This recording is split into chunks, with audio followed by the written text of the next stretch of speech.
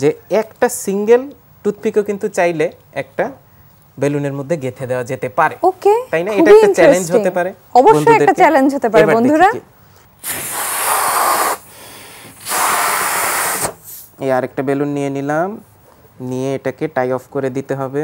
তো এখন যেটা আমাকে করতে হবে সেটা হচ্ছে এই যে এটাকে একটু নিয়ে নিলাম, আমরা আবার একটু অয়েল দিয়ে নিচ্ছি।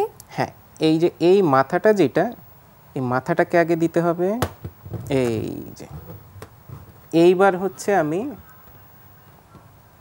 এটা কি আমরা যে কোনো সাইড থেকে করতে পারবো? এই যে আমি কি এটা ধরে দেখতে পারি? দেখো এই বেলুনটাকে আমরা কাঠি দিয়ে বন্ধুরা গেঁথে ফেলবো। দেখো, হ্যাঁ কাঠিটা, ও মাই গড। এবার তাহলে বলি, আসলে সব সময় ফুটে যায়, কিন্তু এটা তাহলে ফুটলো না কেন? কেন?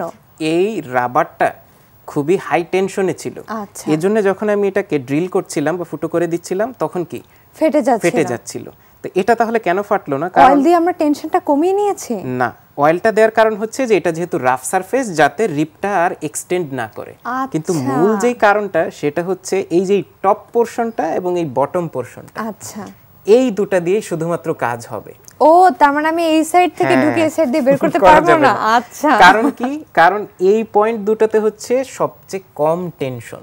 আচ্ছা, সবচেয়ে কম টেনশন হওয়ার কারণে এখানে যদি আমি একটা রিপ তৈরিও হয়, এটা আর স্প্রেড করবে না, বুঝতে পেরেছি, ছড়িয়ে যাবে না। এই জন্য এই পার্টগুলোতে যদি আমি এটাকে ড্রিল করি তাহলে এটা এরকমই থেকে যাবে। ভাইয়া আমার কাছে এক্সপেরিমেন্টটা খুবই ভালো লেগেছে, আমি বাসায় গিয়ে এটা অবশ্যই চেষ্টা করব। অবশ্যই।